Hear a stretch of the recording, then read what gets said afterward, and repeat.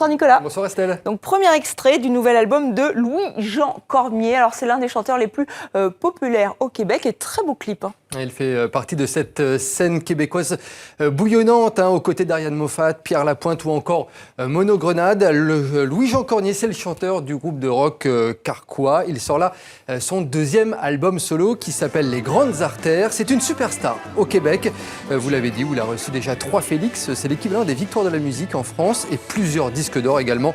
Il part désormais à la conquête de l'Europe et je pense que le succès devrait être au rendez-vous car son mélange de pop rock est très efficace. Les mélodies accrocheuses et ses textes sont soignés et affûtés. Il raconte les colères et les rêves de sa génération. L'album sort le 26 août prochain, tourné à suivre en France en octobre.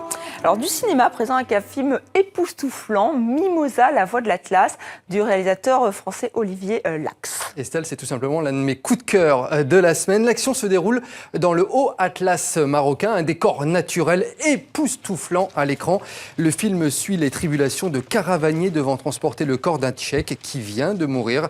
Mais rien ne se passe vraiment comme prévu. De l'improvisation et des mésaventures, il y en a eu également lors du tournage. C'est en tout cas ce que nous a confirmé Olivier Lacks, le réalisateur du film.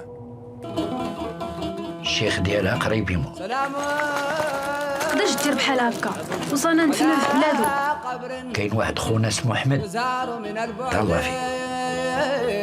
C'est un film sur une caravane qui traverse les montagnes de l'Atlas.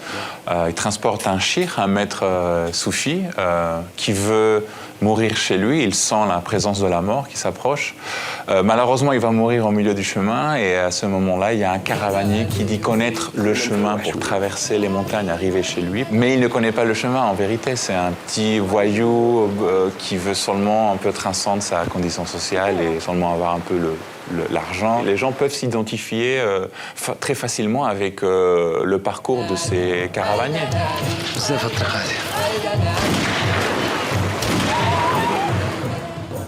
On devait traverser beaucoup d'heures en mulet, on a dû construire des campements dans la montagne, beaucoup de froid, problèmes de transport, des risques, des chevals, des gens qui tombent. Bon, comme la vie, non, on devait prendre des risques.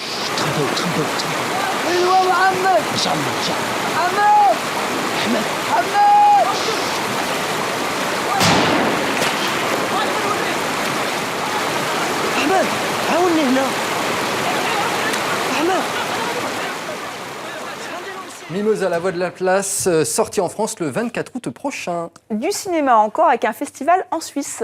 11e édition cette année du Cinéma d'Afrique à Lausanne. C'est le seul festival suisse consacré au cinéma d'Afrique, au programme des projections, des expositions, des rencontres et des débats. Au total, 51 films sélectionnés issus de 23 pays, des films de fiction, des documentaires ou encore des films d'animation. Et le 7e art qui vient de perdre un grand réalisateur. Il s'agit du Canadien Arthur Hiller. Il avait réalisé une vingtaine de films. Le plus célèbre, vous en souvenez, Estelle, c'est bien entendu Love Story en 1970, film au succès planétaire qui a reçu 5 Golden Globes aux États-Unis en 1971. Il avait 92 ans. C'est un film horriblement triste. Merci Nicolas.